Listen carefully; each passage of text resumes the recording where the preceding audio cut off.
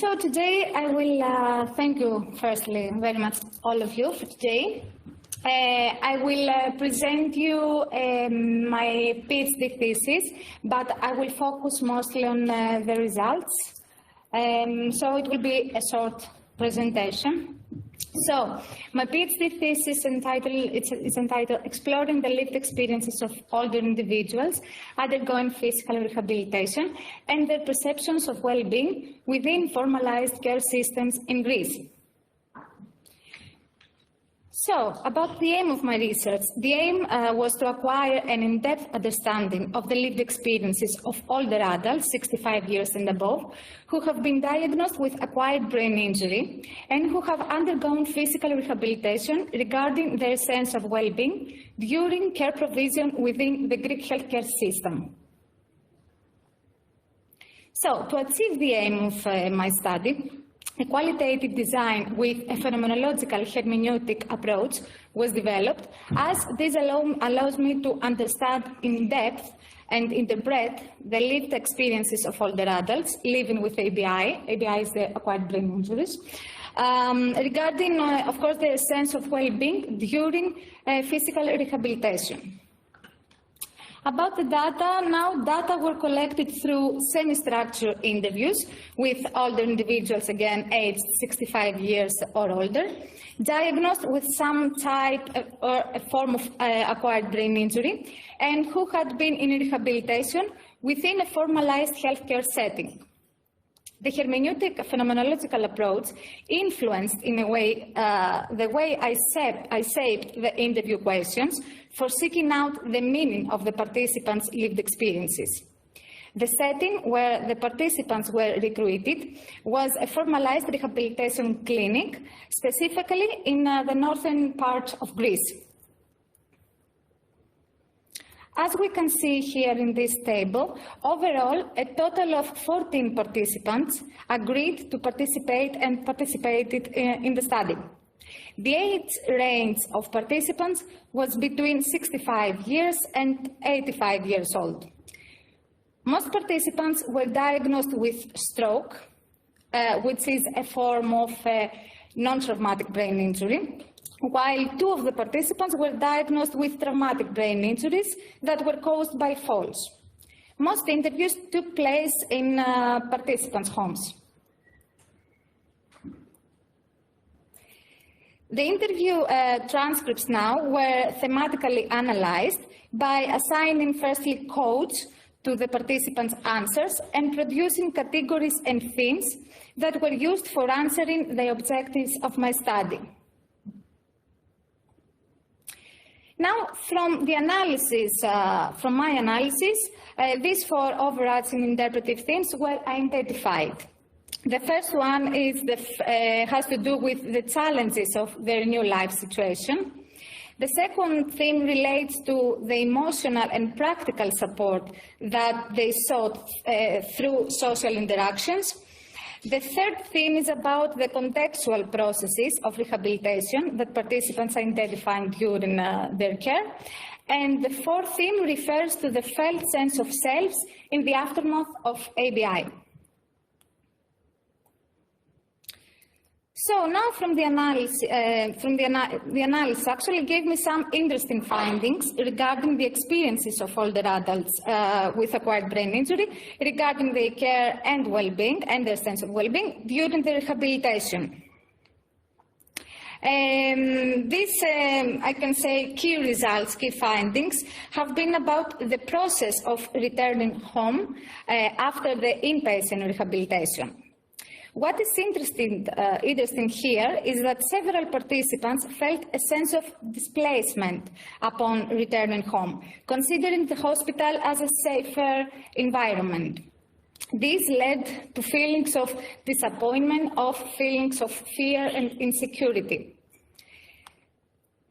The need now for social interaction was another important factor that can deeply affect the participants' perceptions of self-esteem. Participants highlighted the significance of experiencing a sense of human belonging through meaningful interactions, particularly with the healthcare staff during their care, during the rehabilitation. Families' emotional and practical, of course, support was also viewed as a fundamental parameter for a sense of well-being. The supportive environment provided by family instilled older adults with confidence, boosted them mentally, and encouraged them to carry on with their rehabilitation, with their recovery. Several participants, however, experienced feelings of guilt and sadness as they perceived themselves as a burden to their families. Many participants also expressed their views regarding their behavior and clinical performance during their rehabilitation, the inpatient rehabilitation. Some participants resorted to the adoption of the good patient role, as I translated from the analysis, as they may have felt that this would guarantee maybe better treatment experiences. This role includes characteristics such as politeness, patience, and being undemanding and appreciative towards the healthcare staff. However, this traditional understanding of what constitutes appropriate patient behavior in the clinical setting poses many questions about the actual sense of well-being that they experience, as this could lead to patients maybe suppressing their actual needs and concerns. Participants also identified some structural issues throughout the rehabilitation process, which have negatively affected their experience, thus limiting their capacity for achieving a sense of well-being. Participants highlighted the understaffing issues specifically within the rehabilitation departments and the lack of affordable alternatives in rehabilitation as critical factors that can disrupt their rehabilitation experiences as well as the improvement of their well-being. Lastly, many participants felt a sense of dependency and passivity during the rehabilitation as a result of being unable, the most of the times, to perform activities or to communicate effectively due to their diagnosis with ABI. Most participants experienced this as being relying on others, such as healthcare professionals, carers, or family members. By bringing now all these results together, I generated a tentative framework for the impact of ABI rehabilitation on older individuals' sense of well-being. The framework acknowledges that the well-being possibilities of older adults living with ABI intertwine with the acceptance or the rejection of their new reality after the diagnosis. Both the sense of well-being and the realization of their new reality are experienced as an interrelation of different subjective experiences, intersubjective relations, and contextual conditions. Older adults living with ABI can then develop a sense of well-being when they are able to accept and recognize their new situation. In this case, they manage to process and accept their emotions successfully, and they are able to make plans for the future, bringing a strong sense of future orientation. They also successfully engage in social interactions, while also receiving support from the family. Finally, they manage to create an effective relationship with the healthcare staff within a well-organized clinical environment, which further enhance their sense of belonging. On the other hand now, older individuals can also develop a sense of suffering when they do not manage to accept their new reality after their diagnosis with ABI. They usually remain stuck in the past, feeling a sense of helplessness about the current situation, which by extension brings a lack of future orientation. As regards the interpersonal experiences, they receive limited help and support from their family, and they are not able or eager to actively engage in meaningful social interactions. Finally, organizational and contextual deficiencies can negatively affect their experiences, making them feel isolated within an unfriendly clinical environment. It should be noted, however, here that these observations do not constitute absolute values, as there are many well-being or suffering variations that older individuals may experience during their rehabilitation after the ABI, which indicate more complex experiences and feelings. As such, the different futures presented in this framework function more as points of emphasis, if I can say it like this, for revealing older adults' needs, feelings and difficulties during the ABI rehabilitation. Thank you very much. Too short. I just focus on my results mostly because of the time. Thank you so much again. Thank you, Jyoti. That was great. Thank you. Any questions for Jyoti? So the question, the observation from Caroline, who's one of Gyota's supervisors, is that the Greek system around the care that you're covering in your PhD is much more informal and positive relationships are developed in comparison with the UK, where we have a more medicalised system. But your thoughts now, Caroline, would like to know on how we should take things forward from your findings. Yes, actually, the patients in Greece receive mostly care from family members. And I don't know if I understood very well the question. The care that they receive from the nurses and the healthcare staff in general is much more general. It's not in-depth. There is no an in-depth connection with the healthcare staff and the patients. So that's the thing that I gained from the results and from their experiences. And this influenced in a negative way, actually, their sense of well-being. Okay, thank you, Mette. The floor is yours. Thank you. So I'm Mette, and I'm from Aarhus University, and I'm a research assistant there. I've been working on the project titled Cross-Sectoral Collaboration between hospital and home care nurses in the discharge of all the patients with complex care needs. With my supervisors, of course, my dear supervisors. And in this presentation, I'm going to focus on the empirical study we did. So what we aimed at doing was to explore how cross-sectoral communication influences the collaboration between the hospital and home care nurses in the discharge of these older patients with complex care needs from hospital to home care. And we conducted 9 focus group interviews with 20 nurses from both hospital and home care across Denmark. And for the analysis, I drew on Brown and Clark's thematic analysis approach. I'm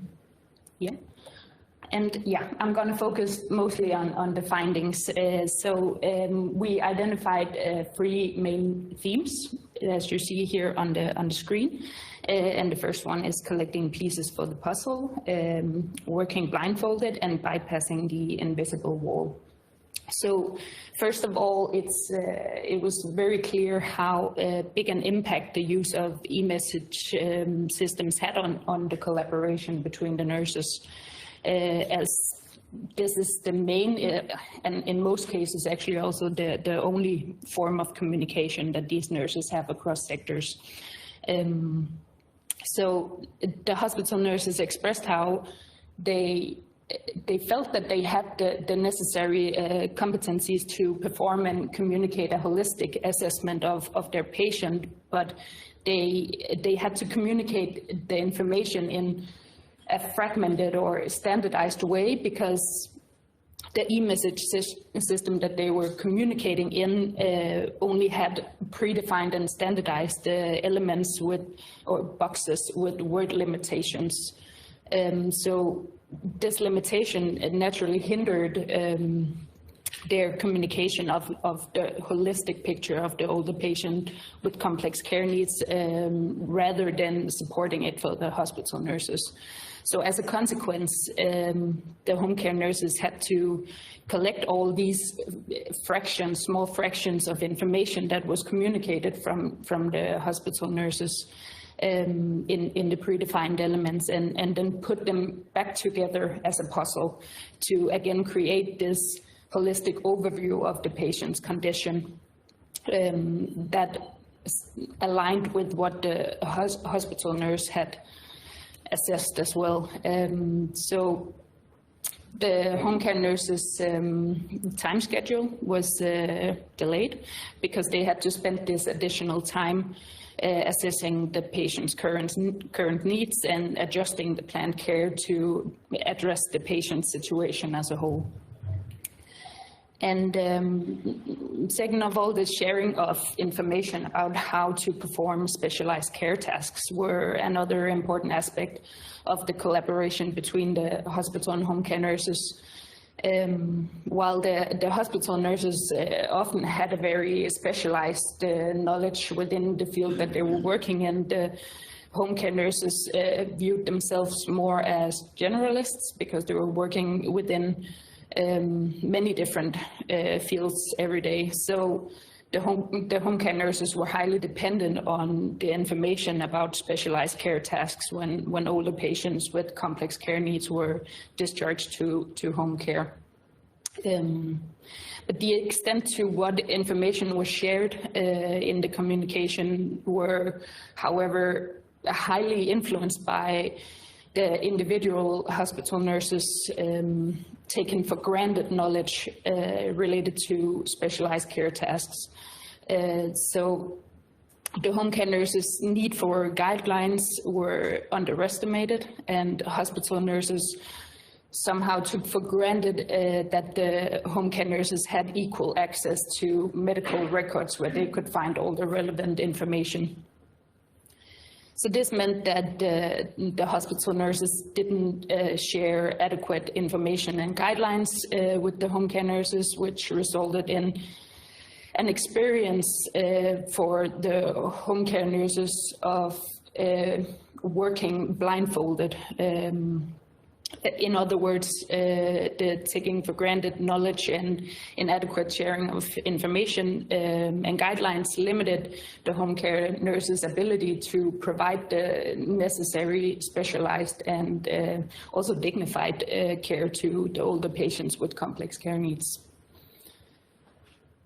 And lastly, because the communication in the e-message systems were mainly a one-way communication, it didn't really incite dialogue, but rather distanced the hospital nurses and home care nurses further from each other than what they already are across sectors.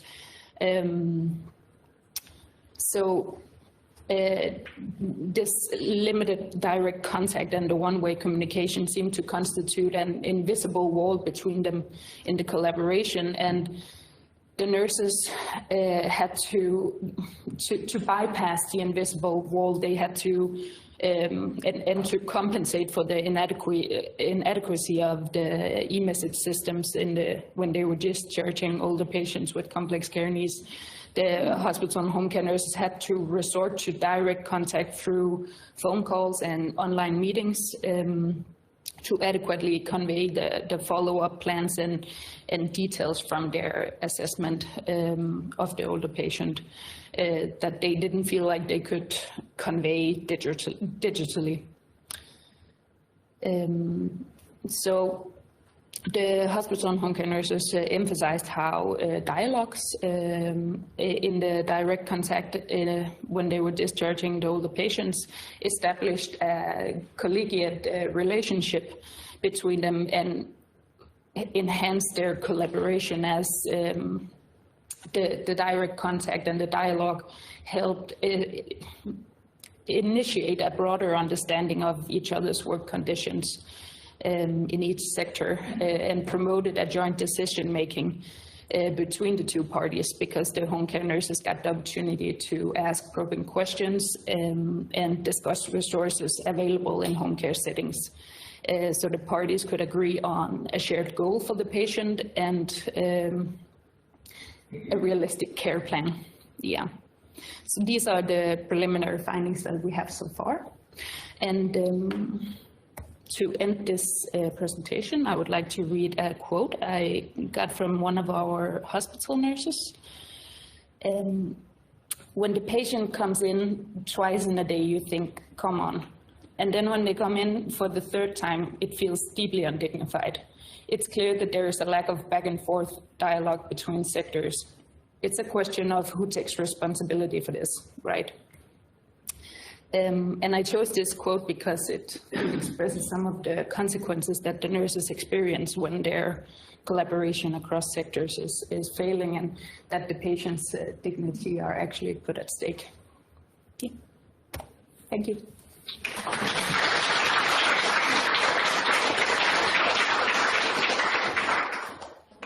The question is, what was the content of communication which was difficult across the digital systems? Yeah. It's so hard to put the right words to, because if I understand it correctly, Lisbeth, what did they struggle to convey in the system? Yeah. I would say all the stuff that didn't necessarily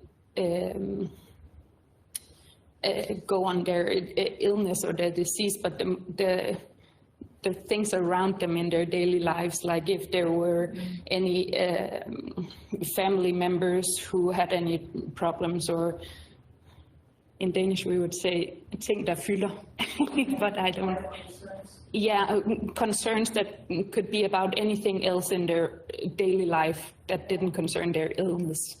It was mostly those things. Yeah. And also an important point was a lot of the coordination stuff, like new appointments with the doctor, or blood tests or stuff like that. The home care nurses didn't have any access to this information, and the home care nurses are doing a huge job with the coordinating part of, yeah, and yeah, the hospital nurses didn't really have the opportunity to communicate that. So this is a question around the curiosity of the home care nurses, and that they wanted more information and they were actively seeking that information out. And the only way that they could seek it out was to try and establish some sort of direct contact, because there's no other way to get that information, really. It's interesting, isn't it? This is a comment from me, I suppose, but it's almost like there's a reductionist view of what nursing role is, and the amount of information that a nursing role requires to properly support someone outside the hospital. Sorry, yes. Rather, sorry. Yeah. Can I just ask, does hospital nurses and home care nurses use different e-health solutions, and are they interoperable? Yeah, they use different e-message systems across the sectors as well, and that causes troubles too. But yeah, I couldn't go into all of that in 10 minutes. Yeah. So stay tuned for the paper. That's actually the real cause of all the mess. Thank you. Okay, thank you very much, and have a nice afternoon. And my name is Aline, and I'm working on my PhD called or dealing with older patients and their relatives' experiences of suffering and well-being in the transition from hospital to home in early discharge. And I'm doing this not alone. I'm doing it with my main supervisor, Anneliese Norlug, and my co-supervisors, Bente Martensen and Anne Hemingway. So thank you very much for that. I would like to start my presentation actually with a story and my experience. Some of you know the story already, but I would just come up with it again because I think it's so significant. It was so significant for myself. Within my data collection or my empirical study, I visited older patients and their relatives twice, so I interviewed them together. And the second time I came there, I heard really nearly from everyone that they said, I felt so much better after talking to you. So I'm just wondering if you or yourself or with your relatives, if you have experienced an early discharge and if you actually experienced well-being. It's just something to think about this. I will just talk a little bit about the background. So the organizational structures and the demand on the healthcare systems led to a decreasing average length of hospital stay, and that means that the demand for support during and after hospital-to-home transition actually increased. And this is especially the case for older patients, and most of the time there's a need of the relatives to support them in this time actually, because of ongoing care needs. And of course, this affects the livelihoods of both the older patients and the relatives enormously. But so far, there are two research gaps. It's the intertwined experiences of suffering and well-being in the transition from hospital to home, but also to have a closer look on the lived experience of well-being in this process, actually. But there is a light at the end of the tunnel, if you can say it like that, because the aim of this research is to get a deeper understanding of older patients and their carers' relatives' experiences of suffering and well-being in relation to the transition from hospital to home, and the special focus should be on the lived experience of well-being in early discharge. And how was it investigated? So first of all, to get an overview, what is actually already, what people already looked at. There was a systematic literature review in the form of a meta-ethnography. So it's about like the aim was to get an in-depth understanding of the description of suffering and well-being in relation to transition from hospital to home care. And it was about like, the included studies, they looked at the experience of all the patients and their relatives.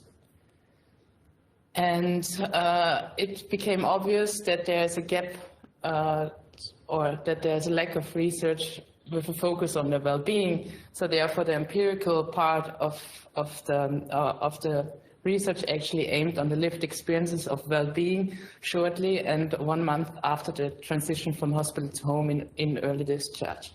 And there were 10 in-depth interviews with older patients and their relatives together.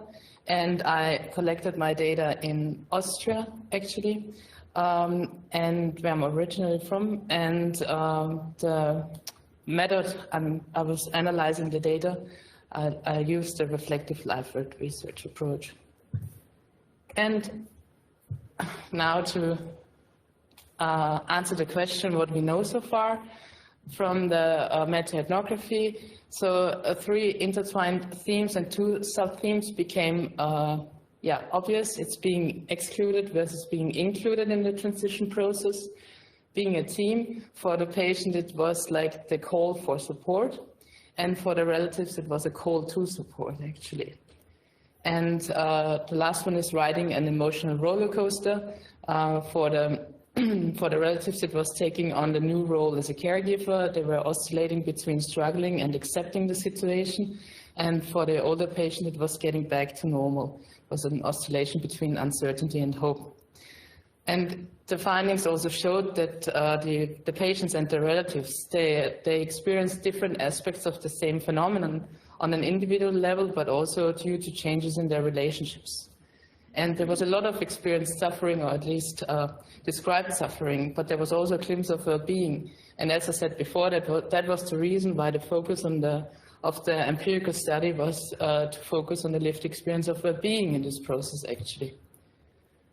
And like we've met it before, it's preliminary findings, but so far it looks like that the essential meaning of well-being in this process is a state of being secure and confident to actually master the discharge. To have the certainty to master the discharge, but also the homecoming and the time after. And the illness brought bodily restrictions, which also brought changes, and it's also, of course, insecurities about the healing process and the future. but to have the certainty, to know what is going to happen, highly contributed to the experience of well-being.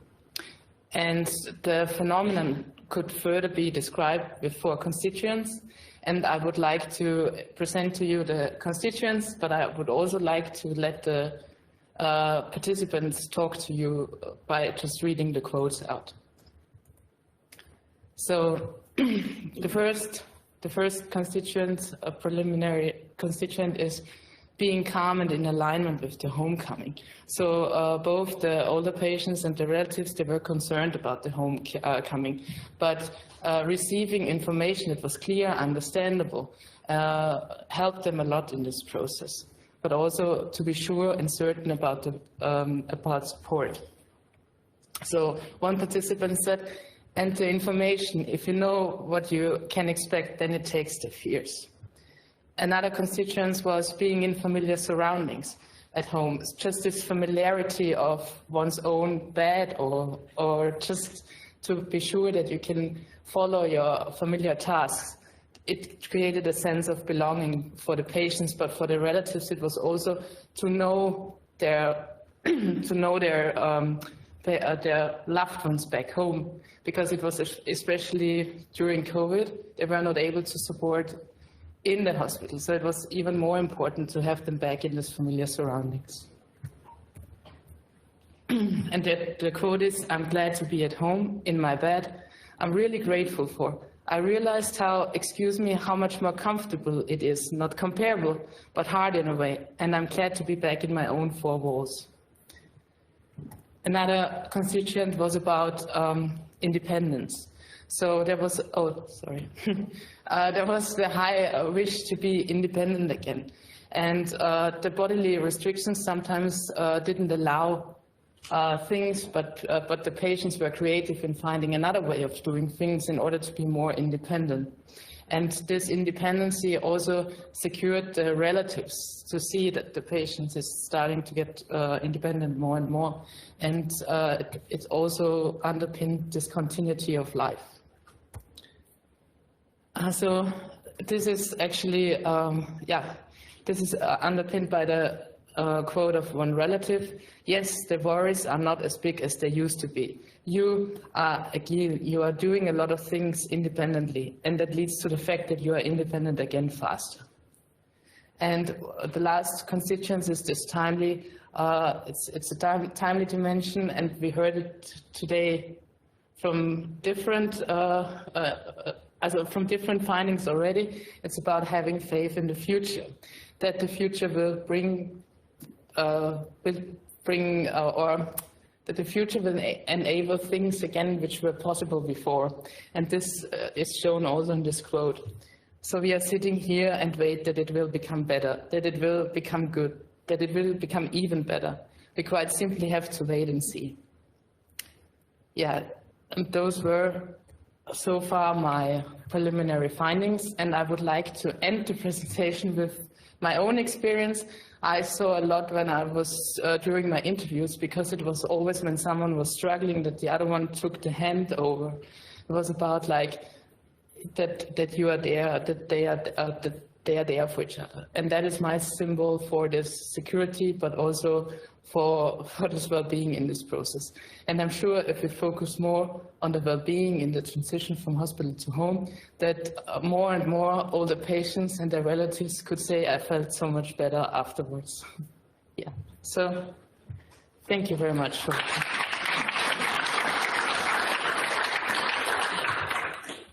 That's great, Amy. Thank you very much. So has anyone got any questions for Amy? Elizabeth. Aline, thank you very much. It's very interesting to listen to your study. It's an area I know a bit about. So I was thinking about your, it's not themes, it's constituents. Yeah? Your constituents here. I recognize the first and the third way you refer to relatives. They're very well-known sayings of relatives.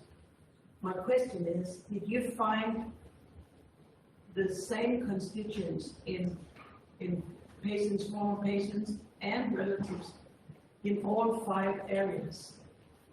because I have an experience of patients or former patients and relatives that they worry about different things. So the question, I'm sorry, a bit curious. the question is around whether the patients and the carers or relatives felt the same things across your 4 constituents that you found. So what I found is that they experienced the same, which can be described by the constituents. But of course, it's not the same experience they are going through, if this makes sense somehow. For example, if we talk about like being in these familiar surroundings, as I said, for both it was really important. So it was important for the older patients and in order to experience well-being, to be back in the familiar surroundings. But for the relatives, it was really important for knowing them back in the familiar surroundings. So does this make sense, what I'm talking about? It's not not experienced exactly the same, but the constituents describe the same, if this makes sense. Yeah. Can I add a little bit more? I think there's a difference in the timeline. I think that the relatives, and I just want to ask if you see the same, that the patients sometimes think here and now, while the relatives looks at now and a bit more in the future, because they kind of manage to see the next future in some way. I don't know if you find that in your results. So this question is about whether the relatives are looking more towards the future than their patients. I experienced it, or in the data, what the data shows actually is that especially for the last constituents where it's about having faith in the future, and when we are talking about this, it's of course the relatives, as you said, they have the longer perspective maybe, whereas for the patients it's like from one day to the other to see that it's getting better. But so you are right, experience time might feel a little bit different. Yeah, that's a good point. Yeah. Yes. Any other questions or observations for Aline? Okay, thank you very much, Aline. Thank you. Great. Thank you. Thank you, Emma. Thank you. Okay, good afternoon. My name is Emma Balkin. I am an anthropologist at Aalborg University in Denmark, and I conducted my study. It was an ethnographic study in 2 nursing homes in northern Denmark, working with oldest old residents. My project was carried out under the supervision of Mette, Mette Ingerd Kumra, and Bente Martinsen. The puzzle I was trying to solve going into the project was how well-being could be possible in situations of extensive dependence. This rested on my own culturally conditioned assumption that dependence was somehow inherently an impediment to well-being. But what I somewhat surprisingly found was that dependence, my interlocutors were not resisting their dependence. They were leaning into it. Not in the sense that they wanted to surrender their autonomy or their privacy, but rather that it signaled an acceptance of their situation. Well, it can't be any different, they would say. Here I'll present to you a little excerpt from my field notes, and then I'm going to comment on what meanings we can draw from that. It's called When Death Comes for Tea. It's 3 p.m. on a Tuesday in August, and residents in Greenwing are gathering for afternoon tea, coffee and cake, as they do every day. I've just helped tidy up after an activity and arrive a little late. I slot in at the long table and pour myself a cup of coffee. I notice there's a nice light atmosphere today. Gerda and Lisa are chatting about weddings. Gerda's granddaughter is getting married soon. Suddenly the residents opposite me stop talking, their faces ashen. I'm sitting with my back to the door, but I turn to see a coffin being wheeled into the dining room. The 2 undertakers, a man and a woman, silently wheel the coffin through the dining room and down one of the halls that lead to resident rooms. The lightness of the afternoon ceases in an instant. Mark, the only staff member present, shoots me a disturbed look before he rises to follow the undertakers. I'd been told earlier in the day that Alfred had passed away overnight, but many of the residents are still unaware. Those who do know try and explain it to the others. Axel, sitting next to me, keeps asking, who was it? And did I know him? And was he older than me? Gerda, Jens, and I try to explain who Alfred was. He'd not been here very long and was very ill, so he'd kept to his room and not gotten to know the others very well. Mark comes back, a little flustered, and says to the table, they're here to collect Alfred. They'll bring him out in a few minutes. Should we stand up when the coffin comes out? The residents all agree that they would like to offer him this last sign of respect. It strikes me that even here, in death's waiting room, as a staffer once referred to the nursing home, even here, there is no ritual to send off the dead. Only if the family requests it, says Mark. But the family are not the ones here, gathered in the dining room, trying to figure out how to handle the situation. I ask Mark why the undertakers have shown up in the middle of afternoon tea time. They were busy, he says, and had to squeeze him in. Even the dead had schedules. Mark stands in the hall ready to give a signal, and after a little while, the coffin reappears in the dining room. Death is present and palpable. The residents scramble to their feet, even those who are normally in wheelchairs. It's a somber mood. The undertakers have serious looks on their faces. Many of the residents think that one of them must be Alfred's child, but none of Alfred's children are here now. Someone says they were both here last night, and that seems a relief to many. Then, in a moment, the coffin is gone.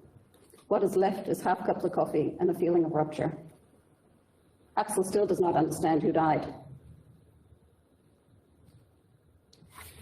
But was he younger than me? He wants to know. Mark looks at the clock and realizes his shift will soon be over, so he stands to leave. You're leaving already, asks Jens. He's fond of Mark. Oh no, well, not for another half an hour, but I have to tidy up, he says. Now there are no staff. Residents start to file back to their rooms.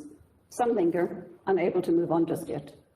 Axel leaves, but comes back 10 minutes later, still asking about who the coffin was for. For the next hour, he goes back and forth between his room and the common room, looking for reassurance about what just happened. With no staff around, I do my best to help him.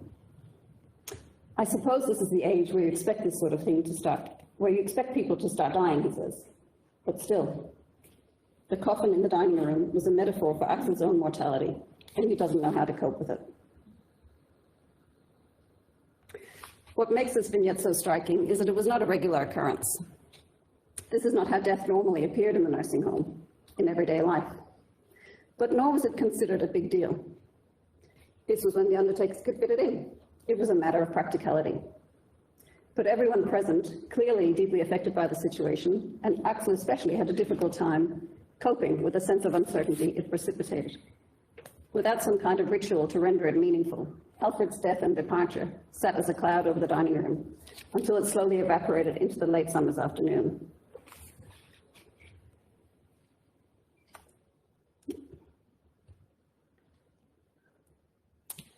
I argue that we have a flawed cultural toolkit for old age. By that I mean that we have no tools to draw on to render old age meaningful as a phase of life in its own right, to help us understand the many existential challenges it throws at us. Axel was clearly trying to make sense of what he had just witnessed. He needed someone to comfort him, to help him understand. We're so busy trying to avoid old age and all that it entails that we've neglected to consider what else it might offer us. We should not place all our eggs in the independence basket. It's a strategy doomed to fail, because we are all fundamentally interdependent. We rely on each other for comfort, for care, for solace. Nursing home care should not only take care of physical, medical needs, practical needs, it needs to consider how to provide for existential needs. There is a vast need going unmet. Now, to be clear, I'm not arguing that giving interdependence is a magic potion, nor that it should now be the only goal. To be sure, older people may still find well-being in striving for and leading independent lives. I'm not out to glorify dependence. But if we soften our judgment of what lies on the other side of dependence, we may learn that there are still pleasures to look forward to in old age. Importantly, however, this is premised on reciprocity. It's not enough to say that older people must simply change their attitudes about dependence. No. It's only when the older person is integrated into meaningful and reciprocal relations of interdependence that it offers some kind of compensation for the losses and vicissitudes of oldest old age. Providing existential care should not be considered yet another task for the daily worksheet. It should be woven into care as an attunement to meaning making. On occasion, I witnessed instances of carers opening up to residents with a spirit of community. They were occupying the space not simply as residents and staff, but that they were sharing and partaking in something meaningful together. I started to think of this as reticular care. Reticulation is a pattern of interlacing lines. It's also used to describe connective tissue. When staff attune to residents in reciprocal relations of meaning-making, something shifts. It opens for a sense of belonging, a space where dependence can be made meaningful. And that is my main point today. So long as we allow for a vacuum of meaning created by our flawed cultural toolkit, we cannot take the existential well-being of residents seriously. Thank you.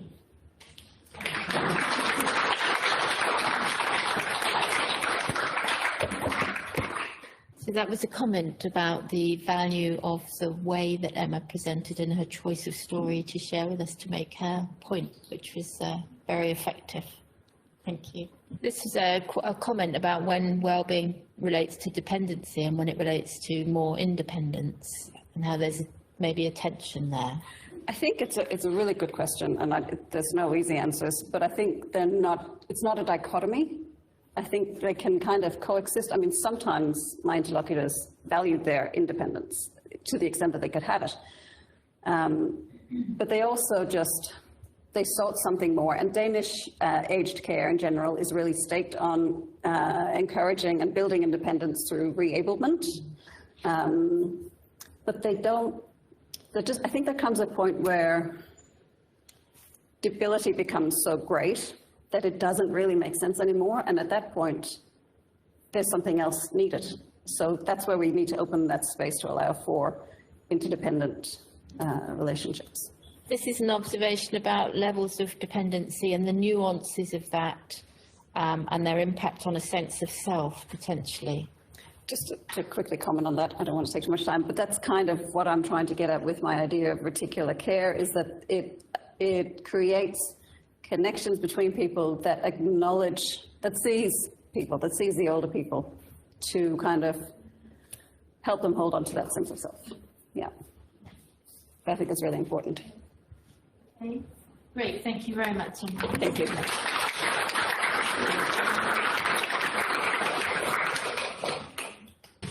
Good afternoon, everyone. My name is Mavis Bengtsson from Bournemouth University, and my supervisors are Professor Anne Hemingway, Dr. Liz Norton, and Professor Anna Disnotlik.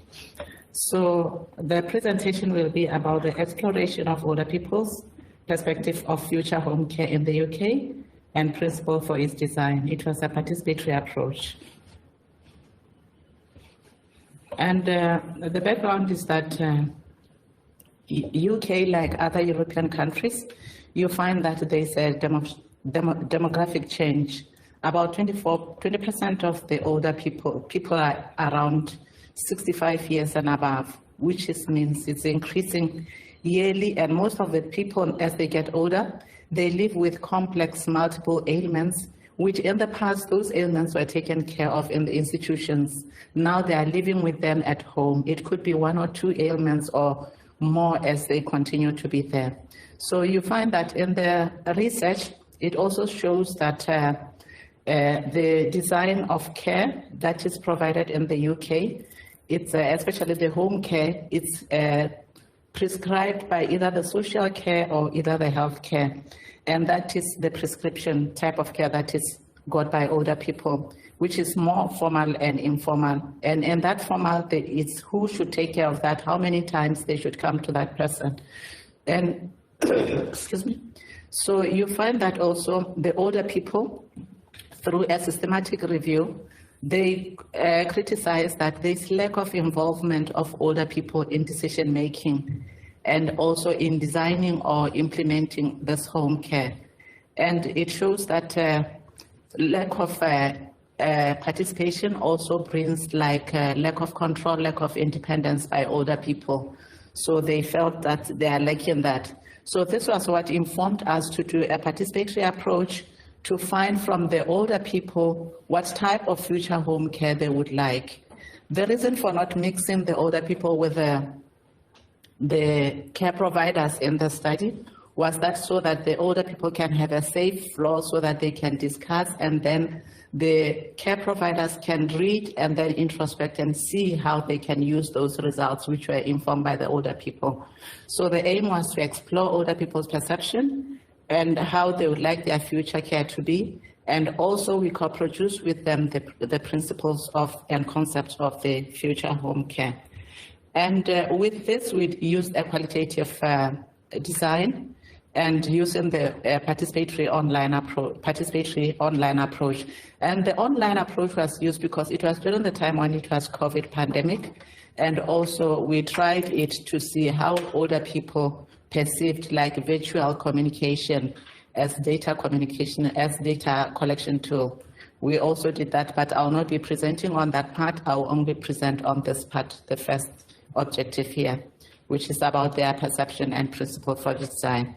So we collaborated with the older people and to co-produce the concept. The co-production was that because in that participatory, they are able to come up with the ideas themselves. And even though we talked about the future, the type of future home care, they based the type of future home care, their decision on the experiences, on the past experiences of home care and the current experiences of home care. So that's where we cannot try to separate the experiences from what informs the decision that they make.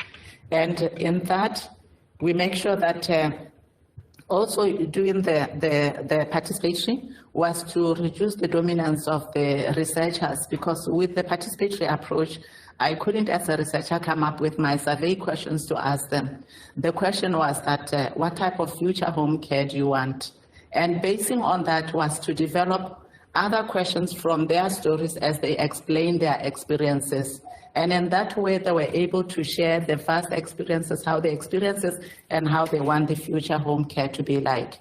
And it also limited my time, I mean my dominance as a researcher, because now they are coming there as not as subject for research, but they were expert in that area where I have to learn from them and see how they were performing and how what they think the future should be like, basing on their performance. And also it gave more value to the older people, because they also valued that doing a participatory approach, that it was more valuable for them. They've not done that before. And what they were actually concerned was that we hope these results will be used, because oftentimes the results, we come up with the ideas maybe as older people and then their shelves are not used. So with that, the data collection, I got a recruitment from a certain agency, which was more about older people, where they were doing different activities, where I sent the flyer through the gatekeepers, and then the people had my address and the email address, and they contacted me through the emails to say we are interested in this, we could join. And through that, then we communicated with them. Then you started sending the recruitment, the participant information sheets, and also the participant agreement forms, so that they can read and decide to join and enroll afterwards.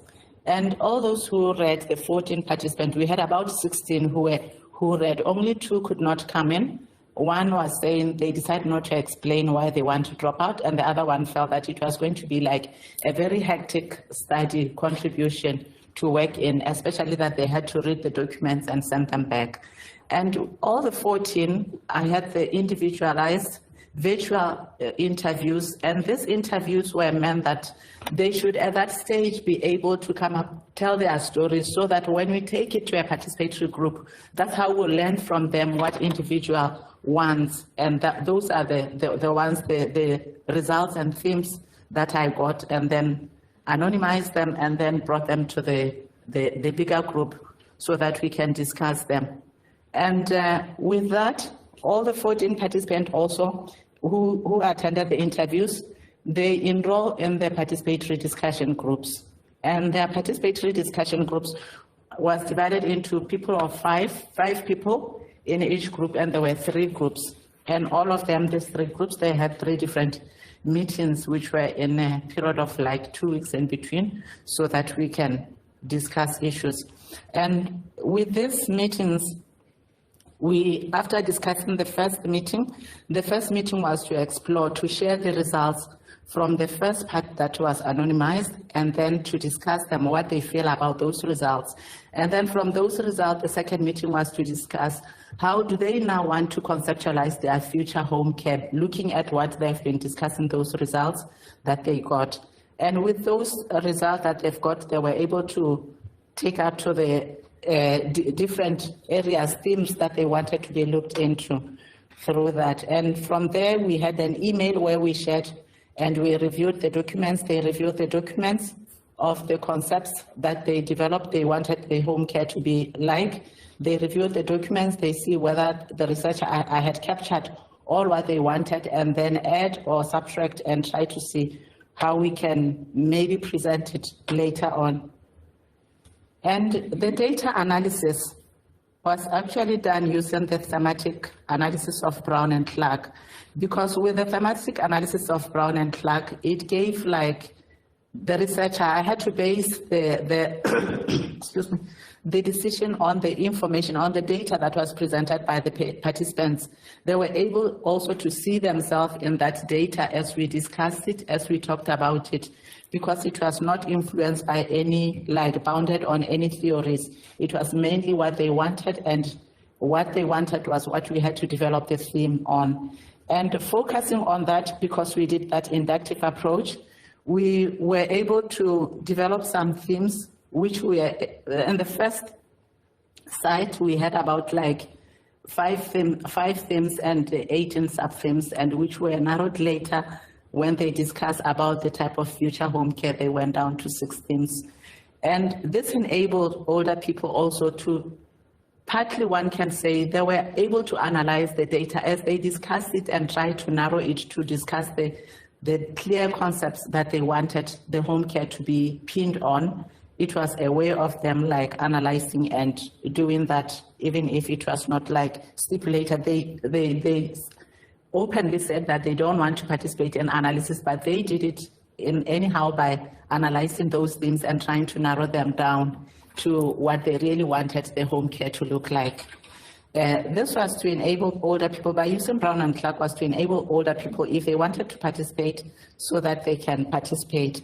And then for discussing, as we saw that when they discussed these themes, because they were based on the past experiences and the future home care, they talked about the suffering and also the perceived well-being that they want to experience in the future home care. And then that's where I used the life, world, well-being, suffering theory of Galvin and Tauzer, because it was able to capture and explore the suffering and the well-being that older people wanted, and which I felt that, which they expressed, and which I felt that it was a very good theory, because if we're to design our programs, normally when people come to us, or the older people come to us, they come and talk in terms of the suffering or in terms of the well-being. And if we are able to look at their suffering, we'll be able to design and develop better programs and based on to improve and prevent the suffering, and rather improve the well-being that people are looking forward to. And the home care, the older people, when we look at the findings, they had the main objective that they want easily accessible home care, where they can have make authentic choices and have meaningful participation through co-production. And this was because they find that the access in the current home care, they experience difficulty, where some of them will say, I have my father with dementia. Excuse me, I've been knocking from each door of the offices of the social service, the health, trying to look for help for him, a technical assistance help. But I couldn't, because they just said, you have funds, you can fund it for yourself, and you continue to care for them. And their worry was that even if you have funds, but you need that technical support so that you can be able to manage the older people or to care for them and improve their well-being. Because you find that the care system, like when we said in the UK, is based on the demand of care that you need at home. That's when it's prescribed that you can get a certain care for a certain period, or is prescribed based on the amount of money that you don't have, you cannot afford. That's when you can get a certain type of care. But older people are saying that unmet needs leads them to having worries, and they have fears and anxiety, so they can't live in the present. They are always worried about the future. If my father cannot get this, what about me in the future?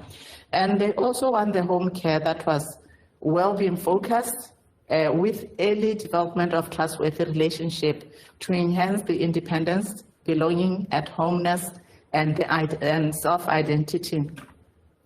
The early development of trustworthy relationship, it was when they talked about it should be early development of trustworthy relationship whereby home care is based in the community. And if it's in the community, there could be good relationship when the community bond is encouraged, where older people can meet with the younger generation and develop that safety relationship whereby if they need care, they know where to rely or fall back on. It's expired?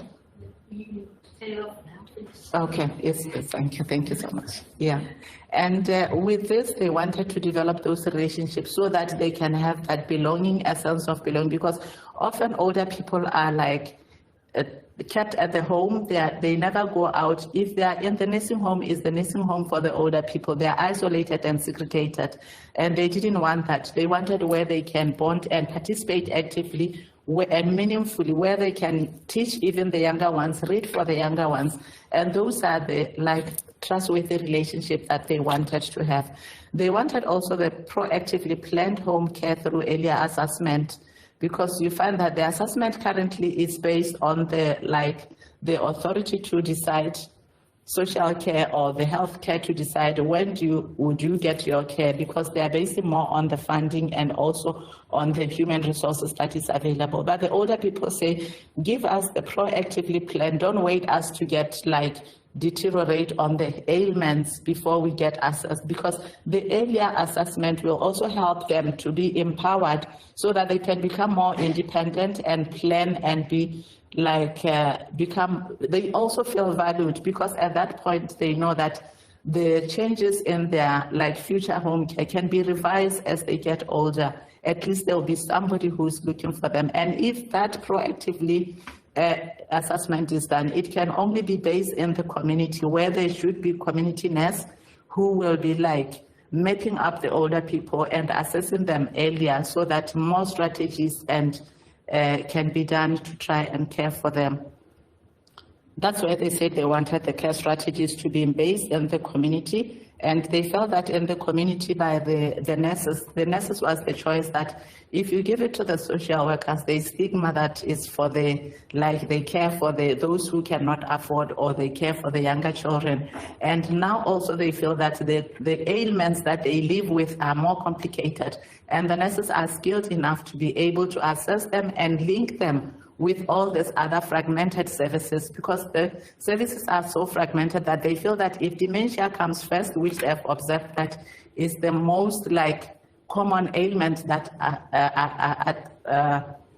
happens to the older people, they will not be able to access all these fragmented services. But if there's one entry point, which is coordinated by the nurse in the community, then that nurse can be able to map them and refer them to the relevant services where they can access them. And older people, they felt that they want that the older people, they are not homogeneous group. They want to have individualized planning, where somebody is not fragmented, is not treated there tomorrow like dementia, today is diabetic, tomorrow is high blood pressure. They want that holistic approach to the older person, so that they can be looked as the person to be able to meet their well-being. And if we're also basing our well-being on the Kate and toddlers, I realize that because it captures the suffering and it also captures the well-being part, we'll be able to include the person. We can never make any decision outside the participation of involving the older person. because in that way they can be able to engage and become more independent, and then they will feel valued. And also we should know that they are experts in this care. They've lived it, they've worked, and they've cared for other older people and their family members. So that was all that I have for you today. Thank you very much. And then, yeah, one last thing that I almost forgot. I felt that the well-being suffering of Kate and toddlers, it actually touches the policymakers when you present it to them, because you are not judging their services, but you are only trying to zoom out what the older person is saying. Because when I presented my findings to the Bournemouth, the integrated care strategy, I was able to project and say they are not saying this this care is poor and this one. They are living, they are experiencing all this multiple care in the home system, which is informal and not formal. And this is the unmet needs, because this is how they suffer. Some of them, they end up like having to complement the care with like using fire services so that they lift their partners when they are fallen on the floor. And this was how they felt it, that they need this proactive planning because of this. And when I talked about that, and then after 2 months, they called me to say, can you give us the recommendation, 3 to 6 recommendations that we should consider as we develop the integrated care strategy, which was good because now they reflect, they said, we feel now after presenting, we see what our older people are feeling. So thank you very much. Thank you, Mavis. You might have some questions. That was an observation, sorry for people online. That was an observation that people, regardless of how much money they have, are entitled legally to an assessment of need. Sorry, Mavis. Yeah, that was also the observation with the older people as we discussed and dialogued this, because they realized that the delay in assessment was that the care professionals, they don't want to bind themselves because they know that if they assess them and they document, they can be taken against with those documentation. So it was just like to push them out there and delay it until when it's severe. So, Carolina's on maternity leave and has a beautiful baby girl called Ellen, but she's not able to join us today because she's obviously very, very busy, as we would anticipate. So congratulations to Carolina and her family. Yes, hello. My name is Jessica Enros, and I have a master's degree in caring science from Vasa, Finland, and is a registered nurse. And I have been taking part in this project for about 17 months now. And we have finally finished all the interviews with the healthcare professionals and the older people with severe mental illness. As you can see, it's about supporting older people with severe mental illness in municipal housing and home caring.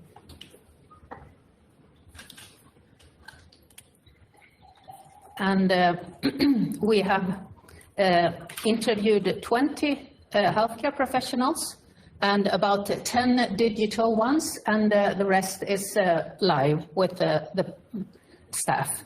And then also 13 older people with severe mental illness in their different kind of homes. So it could be municipal housings, home care, it's different. And the older people are all above 65 years old and over.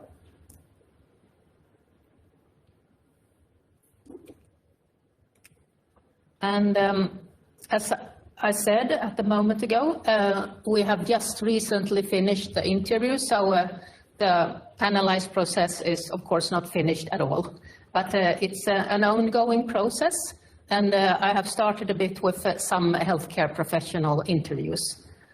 And I have written some quotes from the healthcare professionals, and it depends on what kind of boss you have too, what you're allowed to do, and what are the possibilities. because I really felt that I wanted to help them. I felt passionate about my work. I wanted to do so many activities together with them, my clients at the time. So it's almost always the time. They don't have the time. But some of the people, healthcare professionals also say they have the time, but then it could be something else that come forward. And to have the time for my clients so they feel the life spirit to live where they live, time to socialize with them and not have too much stuff to do and have to say, wait, I don't have the time and I will be there soon.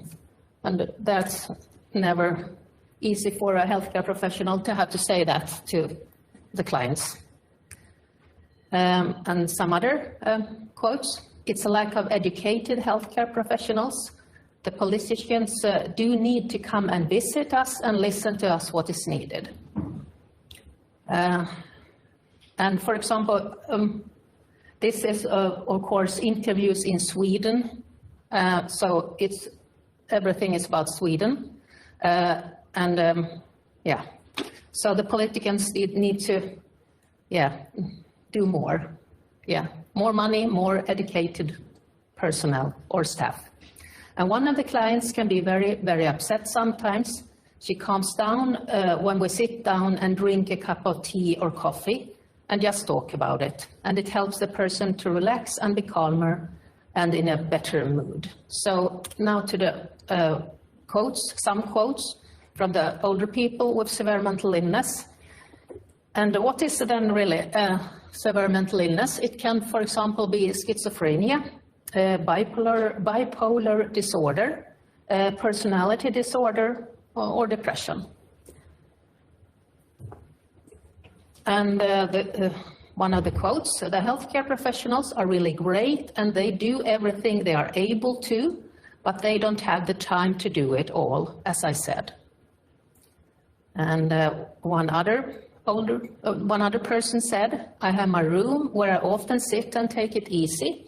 Sometimes somebody from the staff come and tell me it should be maybe be better for me to be with other people who live there, but I don't know. I usually ask them, what should I do out there with the other people who live in another room perhaps, or in another apartment? They want to be by themselves, perhaps.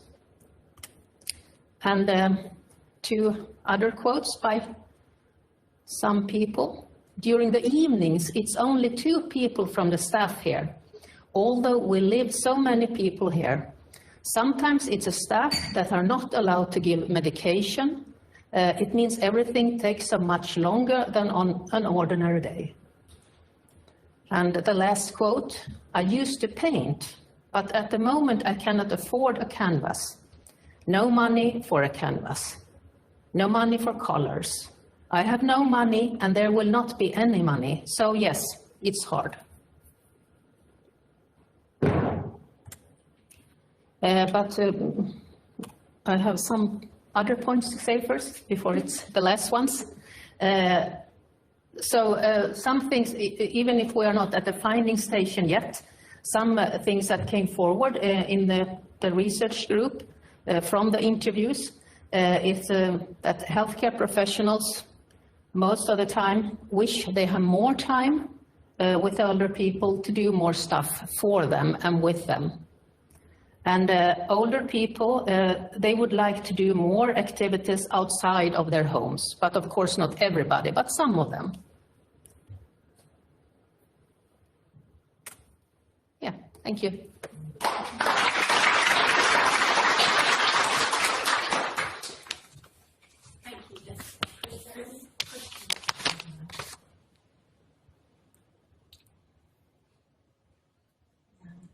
Aline. Thank you, Jessica. It was very, I think the quotes were very good and touching as well. So I wonder, how are you going to analyze your data? So the question is about how to analyze the data. Yeah, with a reflective life world method. Yeah. I have started a little bit, but yeah, I'm not going to finish it, but yeah, the research group will do it. Yeah.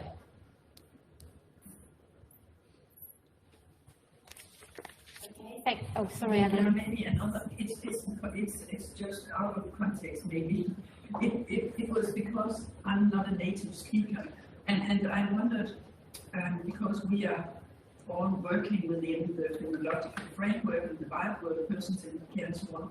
So I wondered, you term what I would term as patients, you use the word client. So to me, client is much more like connotations with distance. And but so it's just a question to the English-speaking people. The terminology that we use, should it be similar? There's a question about the different terminology, the difference between patients and clients in English, which I guess it's more of a disciplinary thing in English. I don't think it means distance at all. It doesn't relate to that, not in my understanding anyway. Different disciplines, maybe. Yeah, or mental health nursing, you know, it's more of a client maybe, but it's more disciplinary than anything else. Okay, thank you. Okay, thanks everyone. Thank you, Jessica. Hi, Radha. Hi. Welcome to Birmingham. This is where I was through the pandemic and for the last almost 4 years. Yes, so I really took brief and among friends to heart, so this is quite brief and among friends. And I wanted to start with a few points that Fiona brought up earlier when she was kind of giving an overview of our projects. And one was my experience with this project, this ethnographic research looking at gender and its impacts on care in a residential care home in North England. And we started right before the pandemic. And then the pandemic happened. We had to wait to figure out what would be possible. Luckily, it was still possible to go there, and the care home was really open to me coming. Issues of the pandemic specifically almost didn't come up in our conversation or the way we were trying to plan the research, interestingly. But as Fiona mentioned before, ethics was a much bigger part of this project than I had anticipated. And also there, COVID didn't come up that much. It was more about me living in the care home in people's private homes, and the fact that I wanted to include all residents who were interested in the research, which included many who lacked the capacity to provide written informed consent. And so originally we wanted to use a process consent method where basically we would just consistently establish consent or dissent throughout the research process. And this is kind of built into the mentality of ethnographic research, of really building rapport, being among people, reading body language, and figuring out if you're wanted or not, and just kind of gently and conversationally and relationally reminding people that they're contributing to research and that what knowledge they're giving you, you might be using. And that wasn't accepted by the ethics committee, which there are many reasons why, but one of which is I'm an early career researcher. I don't have this specific professional experience, though my supervisors, Fiona and Christina, are both nurse researchers who were able to provide guidance. Instead, we ended up using consultee advice, which is providing consent on, or not consent on the behalf, but providing advice that one's next of kin would be willing to be in that project. And this might all sound kind of dry now that I'm explaining it, but it really informed the way that I made sense of interacting with residents. And it also kind of like put a fire under me a bit about what is ethics and how situational and relational ethics is, and how that doesn't just stop once you get assigned paper, but it was continuous and throughout the project. And still, as I'm writing it up, it's always in the back of my mind. So yes, I went up to North England, north of Manchester, to live in a care home for some months in 2021. And this is a picture from that. And I like this picture because I'm looking at gender, and it kind of reminds me of when you go into a shop and you see the pink for girls and the blue for boys, and how even in your 80s, that you see that aesthetic, that binary is still very much visually represented. So I went up with the questions of it was a pretty broad research question, just how does gender impact care relations in the care home? And it was really important for me to include the perspective of residents just as much as staff. So I did interview some residents, though very few 3 were able to give informed signed consent for interviews. And that became such a small part, actually, in the end of my findings. Okay. And again, something Fiona pointed out earlier, which I very much agree, is looking for images, because ethically I wasn't allowed to use many images for my own findings. It's really kind of almost offensively stereotypical online when you're looking for images of older adults, and especially when it's gender, it's always heterosexual couples, always in a very specific way. And I found these drawings by a caregiver from the United States, sketches that he would do during downtime, during his own work. And I really like them. I really like the mood of them, that it's not just medicalized, it's not overly pleasant, but it's kind of an honest feel to it, that there's different actors in the scenes, and there's a lot of different things going on. Some nice, some not so nice. Yeah. And so I am jealous that Emma presented one big story. I think that was a really good idea, but I've got a few little stories, and just to talk a bit about gender, and I'm not going to cover everything in this presentation. But basically I went in with the literature review that has people asking to look more at the issues of gender since the 90s, and that question hasn't really changed. Like even in 23, there are still studies coming out saying there's such a blind spot when it looks at old age and gender. And this is a kind of the combination of cultural valuation of old age is looking at them as a homogenized group, and then just the gender binary that plagues us all in all aspects of life and along the life course. So I will just read a little bit first, because I want to talk about time, but I get kind of sloppy when I go off the cuff. As a researcher spending time observing a care home, it was a learning experience to navigate the varying rhythms of daily life. On the one hand, there were moments of slowness where nothing much seemed to be happening, and I had to learn how to sit with these moments. On the other hand, there were times when the care demands were pressing and multiple tasks needed to be juggled quickly, leaving little time for reflection or observation. It was important to remain aware of these varying rhythms and to adjust their own pace accordingly.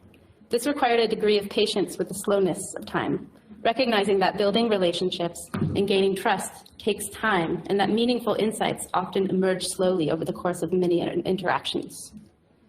At the same time, as a non-expert in care, I adjusted to the quickness of juggling the demands when necessary. This involved being prepared to drop what I was doing in order to assist with a task, or being flexible with my schedule in order to accommodate unexpected events or changes in routine. This gave further insight into the level of flexibility and interpersonal expertise required to succeed in the field of care. By paying attention to the rhythms of daily life in the care home, I also gained a deeper understanding of what it means to care for the whole person under one roof. I observed how care staff navigate the demands of the job, while also maintaining relationships with residents, and how residents experience and make meaning of their daily routines and interactions with others. Gender showed up everywhere when mapping these care relations, and the pattern of gender as a construct could both facilitate care as well as limit it. Gender as a social construct helps us to sort and make sense of things. The world of residential care contains many contradictions and awkward moments, as we fill a home with many different people, all with different lives and identities, under one roof, and expect them to have the same day-to-day, which is not only safe and caring, but which makes sense to them culturally. Gender is useful to explain, redirect, and it can interrupt our care relations. Old age and gender intersect to create stereotypes, such as the dirty old man or the fiery old lady, allowing certain behaviors to be more visible than others. Okay, so my first example is Rachel, the matriarch. Rachel was a quiet and relatively private resident who would often spend the days in her room alone. Late at night, she would wander into the common area, settling eventually in a chair and looking at a magazine. Carers would sometimes refer to her as the matriarch, which helped them make sense of Rachel's late night activity and to give her space to have these moments of peace. One night I was sitting out with the carer and I saw Rachel come, and I nodded to the carer to notify her that Rachel had come out of her room late. It was the first time that I had seen it, and I was curious. And she said, "Oh yeah, I like to think that when it's quiet at night and there's a lamp on, she thinks finally all of the kids went to bed and her house is hers to just relax and have moments of peace." And so this gendered idea of her being kind of the matriarch of the house. And then my second example is George, who He was a very social man who I think I could say leaned into dependency quite comfortably. He really wanted to connect to other people. He loved ABBA, he loved dancing. He served in the army, but when carers would bring this up to him to try to develop some rapport, he wasn't that interested. So he kind of defied some ideas of what masculinity would look like. And one night we were at a social event, it was a pub night, and he wanted a glass of wine. They were having one glass of alcohol, and I watched 3 carers come to him and offer him beer. And he said, no, I'm waiting for wine. And they said, oh, but it's a pub night, you should have a pint of beer. And kind of this pressure of like, this is what a proper man looks like, this is what a proper man would prefer. Yes, so. The contradiction to gender norms and expectations can provide a moment of enhanced empathy and the opportunity to sit with a person's fullness or to quickly brush away nuance and correct a person for defying expectation.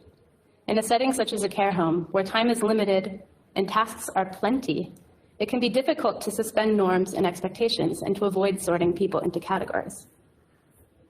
And in my analysis, I use a concept called objection, and that's feeling of sort of repulsion or disgust or anxiety when something kind of defies what you think it should be. And I think that these moments of, well, gender is just one of the points, but when somebody's going against what you would expect them to do, that's kind of a moment for possible enhanced empathy of the carers, where they can slow down and really see the whole person and not just kind of a pesky thing out of order. Yes, and I wanted to read a little piece of my conclusion, but I'm toying around with writing about love, and I feel like, well, I'll read it and you can tell me what you think. Okay. It is risky to introduce a new concept in the final words of one's dissertation, but it struck me late in the writing process, during the wrapping up phase, the cutting the fat and tightening the red thread phase, that the word love hardly makes an appearance at all in what I've written here about care. Is that because I didn't witness any love? Hardly. And in fact, in North England, I heard the word love. People would use word love to describe either their relationships between each other or just calling me love, which always feels really nice. So it came up a lot, but I don't really touch it when I'm talking about care. And I think that's because it's a kind of professional identity, so it feels a bit murky to go there. But I saw love all the time. The way Linda transparently detailed her expert strategies to transform meals into soft food diets for residents with the enthusiasm of a chef. Or how Julia, holding my hand tight, invited me to come with her to Scotland next summer, weaving her cherished memories with our newly found rapport.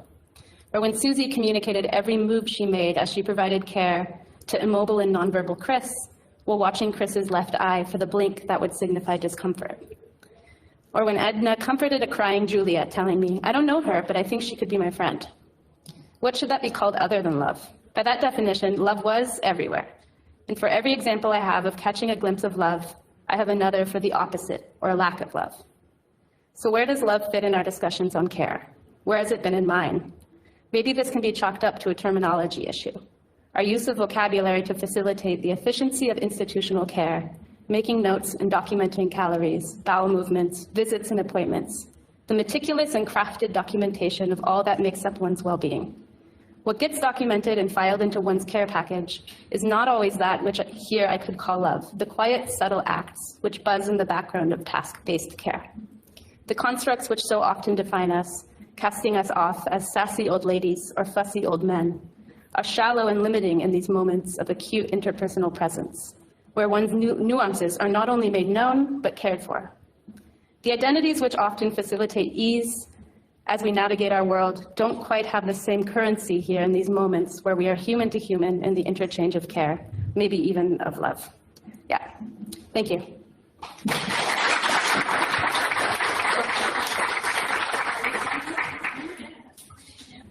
Hello, good afternoon.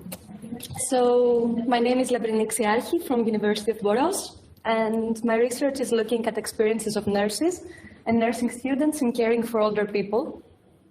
And this is research in a Greek context. It ended up in a Greek context, which I will explain a bit more about in a while. So my research project is comprised of 4 studies. It's an investigation of experiences of nurses and nursing students caring for older people in Greece. In this research, we follow a life-world perspective. 2 articles are already complete and under review. And this is a collective work between me and my supervisors, Elizabeth Lindberg, Lina Palmer, Christina Nassen, and Fiona Caldel. So 2 more are about to come, so I will mention some things about that in the presentation. So, caring for older people in Greece. This is a complex matter, and I think it's very important to explain the context a little bit before I get into the findings and what we have done so far. So, in Greece, long-term care for older people is based on a mixed system comprising formal and informal care services. However, a large proportion of older persons receive informal care rather than formal care services, and the presence of residential care is very low within the healthcare system. And all this leads to the common understanding of us as researchers and human beings that you can never get away from the context. So a little bit more about that. We know that the society is aging, and particularly in this region, older people seem to represent a very high percentage of the population. This research is conducted in northwestern Greece. It can be called a rural area, and care is provided in nursing homes, home care, through the Help at Home program, and some other institutions. So, the complex issue of older person care in Greece is far beyond the European integrated care systems, and informal care is key to understand its structure. The numbers really struck me. It's really striking that in Greece there are only 400 long-term care beds per 100,000 inhabitants, when in Europe it's 17 in Greece, sorry, but when in Europe it's 400, so this is really striking. So, there's a need for caregivers in both homes and hospitals. So, in order to address the issue of informal care in Greece, it is important to focus on the particularities of the Greek context, which is characterized by strong familiar and social bonds. The financial crisis and the lack of resources has partly contributed to informal care regimes that we have today, and lack of infrastructure. And however, informal care has prevented a large humanitarian crisis, and it ended up being a consistent part of older people care. So there was a positive aspect in that. So a part of my research is focused on the new generation of professionals, and this is the second study, which was a phenomenological study on the phenomenon of caring for older people from the perspective of nursing students in Greece. So this was based on a descriptive phenomenological analysis inspired by reflective life-work research. So the aim was to describe the meaning of caring for older persons based on the experiences of nursing students in Greece. For that, I conducted 12 in-depth life-world interviews with nursing students from University of Ioannina that were focused on how it is to care for older people. And in our case, from the position of a nursing student with some experience in caring for older persons. So the findings that came from a descriptive phenomenological analysis resulted on the structure of otherness of the older person, consisting of both demanding and rewarding elements. And these include the following constituents: the otherness of the older person when witnessing someone's vulnerability, trustful caring, struggling with the normative structures, closeness and distance, balancing between familiarity and professionalism. So based on these findings, we opt for raising awareness and move to an integration of these matters in education, curricula, and this part of an effort towards humanized care. This is a part of an effort towards humanized care that addresses the person and the professional caregiver in new terms and from a holistic perspective in care. So more specifically, from the findings of this research, caring for older people emerges as a balancing act between intimacy and professionalism, the role of shared vulnerability that governs nursing-patient relationship is very important, and while gender and age are factors that pose challenges to the caring process. In addition, hesitation of future nurses to work in the field of care for older people is mainly attributed to a rewarding work environment, while the contrast between this feeling of fulfillment through the care of older persons and the feeling of professional insecurity combined with demanding aspects of caring is strong. So to broaden our perspective, the third study, which is currently progressing, focuses on experiences of nurses already working in caring for older people. So for these studies, we conducted 10 interviews with nurses currently working in settings caring for older persons, focusing on the phenomenon of caring for older persons. And the data collection took place in different older person care settings in Ioannina, the Zografion Ioannina Nursing Home, the Help at Home program, and Olympian Rehabilitation Center. So we had a diversity of settings to evaluate. So the outcomes of the whole research and what we're going to discuss in the future probably, we have valuable insights of the Greek context where is so little research so far. We opt for an in-depth understanding of the nurse-patient relationship and the nuances that define that. The experience from the caregiver's perspective, which is really important, both from the nursing students and the nurse's perspective. And we also opt for a variation, not comparison exactly, to the Swedish context in a fourth study, which I'm sure will be very, very important and very interesting to research on. So all this in order to, with a goal to how make care more dignified and more humanized, whatever that means for each context, of course. So concluding, this is a part of my conclusion I would like to read, and maybe something for insight, for possible insights. Nurses are the closest professional carers to older persons, and a particular kind of relationship is developed in the caring process. However, there is a tension between the fulfillment of caring for older persons and professional insecurity and demands of caring.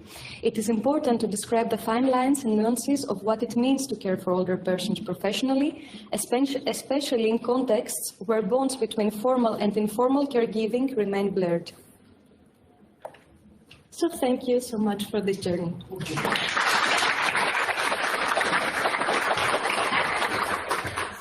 Sorry, this is the looking at the differences between Greece and Sweden. This is something to come definitely in the next months, and as we discussed with my supervisor, we can combine interviews that have already been conducted in Sweden with the same focus as mine, interviews with nurses, and we can search and look at variations towards well-being and care and humanizing care. So this is yet to come. Yeah, for sure. Thank you. Anyone else? Okay, great. Thank you very much. Thank you.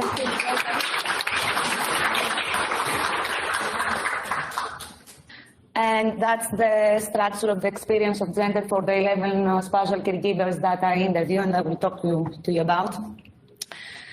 So, I will provide some background as I explored it in my literature review, and then we will move on to the research questions and to the constituents, the three. So, a large and robust literature documents higher rates of psychological morbidity involving emotional distress, depression, anxiety, and social isolation among caregivers compared to no-caregivers comparison groups, suggesting that the caregiving is a significant public health issue. Research demonstrates significant well-being declines as the person enters the caregiving role, further deterioration in well-being as care demands increase, and gradual recovery when the demands of care provision decline or cease. An abrupt change in life, lack of sense of agency, feelings of guilt, and the lack of perceived choice are linked with the increased levels of burden and depression. Evidence suggests that being female and the wife of the care recipient are relatively robust predictors of adverse ecological effects. However, almost an equal number of studies have not found any differences between men and women on the adverse ecological effects of caregiving. Evidence suggests that it is not the objective conditions, as more hours of care and more caregiving tasks are performed by women, but it is the subjective evaluation of the caregiving workload as well as the subjective evaluation of its effects that may explain gender differences in ecological morbidity.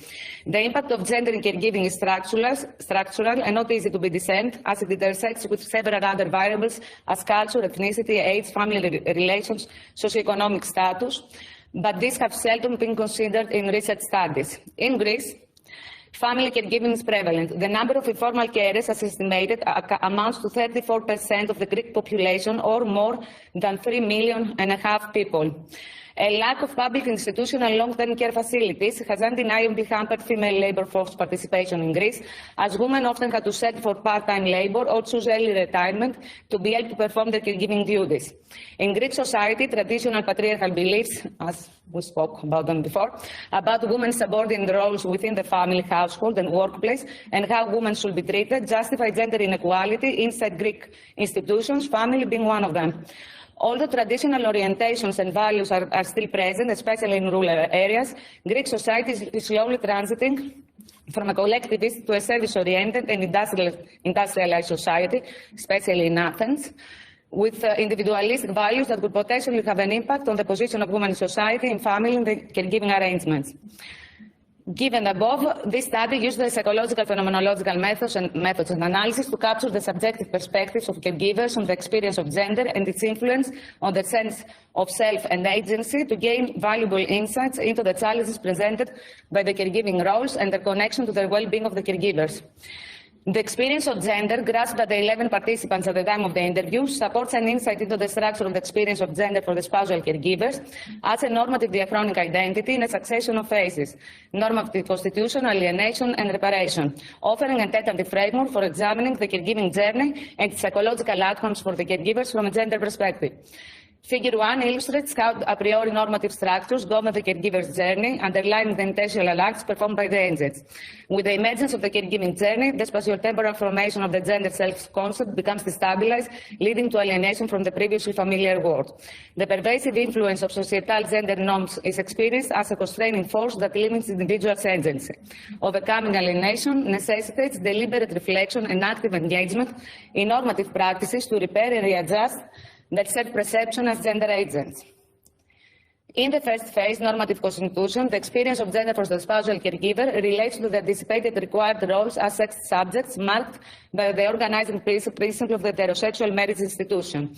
These role claims are considered normative by showing that gender consists of specific evaluative criteria of being. These criteria involve essences, concepts, and exemplars of appropriate gender behavior, reflecting beliefs of what is appropriate and acceptable to believe, and intersecting with age, religion, and citizenship ideologies to justify actions about moral uprightness and personal well-being.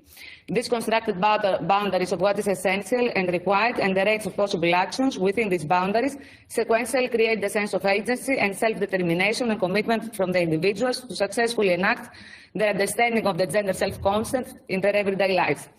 Despite that the gender norm imposes gender construct at this point, imposing constraints on the study subject regardless of their self-perceived gender identity, their heteronormative belief that people are divided into distinct and complementary sexes with natural roles in life disproportionately and adversely affects women. While manhood portrays men as honorable and autonomous agents, womanhood depicts women as valuable but heterospecific and interdependent ones. The findings, the discussion of the findings for the first phase follow research showing gender and sexuality to be inextricably tied together and inseparable constraints in the mind of the everyday perceiver. There's a vast amount of research. It shows that when people use the general categories of women and men, usually they mean heterosexual women and men. So there is a vast amount of research conducted on gender differences in caregiving, including gender differences in the experience of caregiving, time spent on caregiving, duration, types of tasks, roles, strain and conflict, satisfaction with caregiving, reasons for providing care, etc. Consequently, the examination of the study's outcomes and the discussion of the findings with the general literature on gender theories necessitates the acknowledgement that the extensive body of research on gender and caregiving may be predominantly applicable to heterosexual individuals, emphasizing this constraint on generalizability for researchers and practitioners when we are using the general gender categories of women and men in future research, interventions, or communication with caregivers. The findings emphasize that when researching gender and caregiving, it is essential to interpret observations and findings within the structure of gender relations, the processes by which the division of labor and power shape caregiving behaviors, prioritizing research and practices that challenge the abandon that may perpetuate gender inequalities in later life.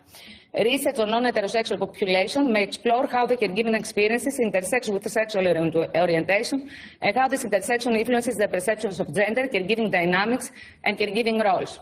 Exploring the stressors encountered and coping mechanisms employed by this population can inform the development of targeted interventions that foster mental well-being and resilience, addressing the unique requirements of diverse communities. Additionally, the findings highlight the importance of thinking about how cultural norms, beliefs, and values mold and structure the content of the self, shaping independent and interdependent self-construals, and how these construals and incorporating can coexist into the self in various degrees, depending on the level of identification with the gender category and with the stereotypes. Numerous research supports the thesis that individual differences in self-construals can explain gender difference in various domains. Indeed, as in this study, the literature shows that the relational self of self and the relational agency is manifested predominantly from women, and that affects the way they approach caregiving. What is important to note again is that the gender differences in self-construals in this study and in other studies were mediated by the individual's tendency to ascribe stereotypical gender characteristics to the self, supporting the notion that self-construals are variable and context-dependent rather than inherently fixed and enduring. Awareness of the differences between self-construals, however slight they might be, may help practitioners better understand the caregiver's behaviors, stressors, experiences, and strategies to cope with the stressors. Now we're going to the phase 2, that it is where the participants were starting to speaking about the emergence of the caregiving journey. In phase 2, the study reveals the experience of alienation among male and female caregivers with the emergence of the caregiving journey. The findings support the research in older adults suggesting that the subjective experience of loneliness is related to social isolation. In studies, there's a lack of studies in alienation because in caregiving, in the context of informal caregiving, but there are studies in variants of alienation: loneliness, powerlessness, helplessness, social isolation. Although male and female caregivers experience social isolation in terms of an objective decline in social interactions, the subjective sense of dwindling social connectedness and rejection was profound among male carers, linked to a change to their masculine identity and loss of freedom, and engagement in feminized caregiving acts, leading them to strive to maintain their masculinity by being overprotective with their wives, not asking for help, be the protector in the family. Primary prevention of loneliness is required to preserve social networks and promote resilience among older male caregivers amidst the changes in their masculine image, while acknowledging that a male-centered environment respecting their autonomy might be required to engage many psychological support.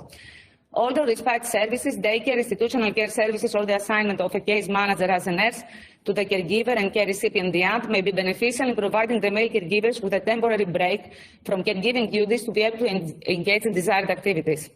Findings emphasize the importance of recognizing diverse expressions of masculinity in caregiving because although they had this bipolar and opposite gender categories, they did challenge without even maybe sometimes understanding things. They showed vulnerability, they showed sensitivity, they were crying, other emotions, difficulty to regulate their emotions, frustration, resentment, anger. For female caregivers, alienation involved the loss of the happiness in the performance of the traditional gender roles in marriage and motherhood, and that is consistent with the feminist literature showing that the promise of a woman's happiness is monogamy, marriage, and happy families. Consistent with other literature also in psychology on gender differences in psychological morbidity among caregivers, female caregivers reported poorer mental health outcomes than men in terms of anxiety. The psychological vulnerability of female carers may be partially explained by hiding the affective factor of empathy, possibly influenced by gender stereotypes. Although affective empathy, in contrast to cognitive empathy, is connected to emotional distress, anxiety and depression, and there was a lot of studies in professional nurses and professional health carers that showed that there is the difference between the cognitive, the ability to take the perspective of the other person, and the emotional, the affective facet of empathy, when you are feeling what the other person is feeling. And at this point, although there are no, in neuropsychology, there's not a connection between different biological differences between females and males on the development of empathy.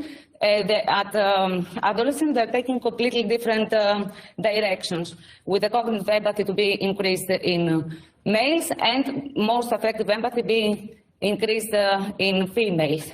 And usually the conclusion is that this is because women are they tend to stereotype themselves as more emotional. This is what they're more normative, suitable to do. So the vulnerability is explained like that in the affective facet of empathy. The findings point to affective sharing as a therapeutic target for caregivers with anxiety and depression symptoms, considering risk factors such as spousal caregiving, when the relationship is really close, age and female sex, and the need to explore if supporting carers to regulate their emotions by maintaining a clear distinction between the self and the other will be beneficial for their well-being. Mediative also intervention strategies may be beneficial as they encourage reflection on what is not achievable in helping your loved one, and providing Moreover, understanding caregiver distress, considering factors as care recipient disability, is essential to tailor support and interventions for the caregivers. For example, stroke caregiving, that they were mostly the spousal caregivers the care recipients need. It was different, the anxiety that was coming from being a part of their rehabilitation at home and be responsible for his or her rehabilitation at home. Different stress levels, and different stress levels because you are having hopes that the situation will get better. And it is different, maybe the stress that it is more prolonged when the care recipient has dementia, so it's more declined, more progressed, the stress. Heightened affective empathy was also connected for the female carers with a hypervigilant monitoring observed in other studies, also in mine also, for female carers, and discussed as a strategy to maintain control in unfamiliar situations, is that they were not leaving their husband alone even for 5 minutes. They couldn't sleep, insomnia, fear, anxiety. Oh, did he move? I wake up and jump up, etc. In this study, this hypervigilant monitoring also was associated with a form of intensive mothering driven by internalized prejudices. It can be interpreted by me. And the good mother stereotype consisting of unreflected guilt and maladaptive reparation efforts that alleviate distress and depression symptoms. Male caregivers also experienced guilt, characterized by emotional ambivalence, absence of self-disclosure, loneliness, and alienation. Guilt for the male caregivers. For example, I can say one man that also he had this hypervigilant monitoring for his wife, but it was a little bit different. So he was, yeah, is it 10 minutes? Shall I stop? Okay, I will move from this one. So there were feelings of guilt, and in the last phase, in the reparation phase, we can see the findings highlight the influence of gender norms on participants' moral motivation for caregiving, moral motivation to result from interaction between individual levels of gender identification, and the conduct of shared gender stereotypes. At this moment is that we see that the gender norm had an influence in the moral motivation for caregiving, the moral judgment.